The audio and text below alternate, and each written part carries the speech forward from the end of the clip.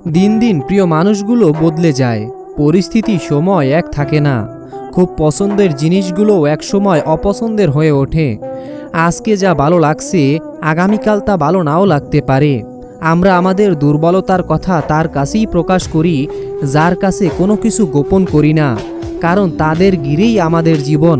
তবে আপনাকেই বলছি, একসময় না একসময় ছোটোখাটো বিষয় নিয়ে মন মালিন্য হওয়ার কারণে অথবা বিভিন্ন কোনো কারণে সেই প্রিয় মানুষগুলোই অপ্রিয় রূপ ধারণ করে।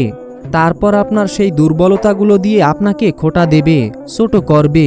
তবে তখন আপনার কিছুই করার থাকবে না, কারণ এটা আপনার দুর্বলতা। আর দুর্বলতার আঘাত করলে আমি বা আপনি কারোরই কিছু করার থাকে না।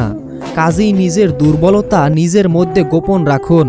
প্রকাশ করতে মন চাইলে নিজের ভেতরে চেপে ধরে রাখুন, কারণ মানুষ বড় নিষ্ঠুর প্রজাতি। তাদের রাগ, ইগো ও স্বার্থের কাছে আপনার দুর্বলতা কিছুই না। কেউ যখন আপনার দুর্বলতা জেনে যাবে, তখন আপনি আরও বেশি দুর্বল হয়ে পড়বেন। ওই যে কথায় আছে না, পর মানুষ দাঁড়ালো ছুরি দিয়ে আঘাত করলে যতটা কষ্ট হয় না, তার চেয়েও দ্বিগুণ বেশি আঘাত অনুভব করবেন যখন কাছের কোনো প্রিয় মানুষ আপনাকে এমন কিছু বলবে যা আপনি তার থেকে আশা করেন নাই।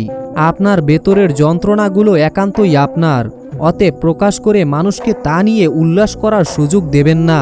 সব রকম সিচুয়েশনে হাসতে শিখুন, নীরব থাকতে শিখুন, ভালো থাকাও শিখে যাবেন। ভালোবাসাটা যতই গোপন রাখবেন ততই মূল্যবান থাকবে। প্রকাশ করবেন তো বেশ কিছুদিন অনেক মূল্যায়ন পাবেন, কিন্তু ধীরে ধীরে ভালোবাসার মানুষটির কাছ থেকে আপনার ভালোবাসা সস্তা হয়ে যাবে।